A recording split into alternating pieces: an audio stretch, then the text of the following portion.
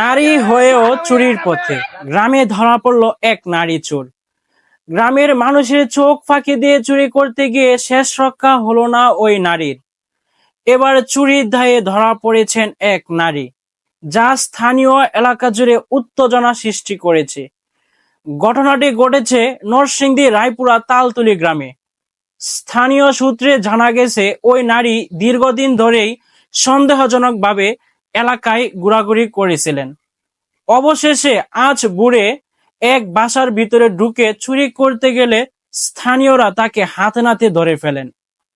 গ্রামের লোকজন জানিয়েছেন, নারী হয়ে কেউ এভাবে চুরি করতে পারে এটা আমরা ভাবতে পারিনি। এতদিন আমরা পুরুষ চোরদের নিয়ে চিন্তিত ছিলাম, এবার নারী চোর দেখে আমরা হতবাক। পরে গ্রামবাসীরা বিষয়টি থানায় জানান এবং চোর সন্দেহ তাকে পুলিশের হাতে তুলে দেওয়া হয়। প্রশ্ন থেকেই যাচ্ছে, নারী হয়ে চুরির পথ কেন বেছে নিলেন তিনি? ছিল কি কোনো চক্রের সাথে সম্পর্ক, নাকি পেছনে রয়েছে দারিদ্রতার চাপ? এই সব প্রশ্নের উত্তর খুঁজেছেন স্থানীয় প্রশাসন। অপরাধ যে নারী পুরুষ চেনে না, এই ঘটনাটাই যেন তার বড় প্রমাণ। সচেতন থাকুন, নিজের এলাকা নিরাপদ রাখুন।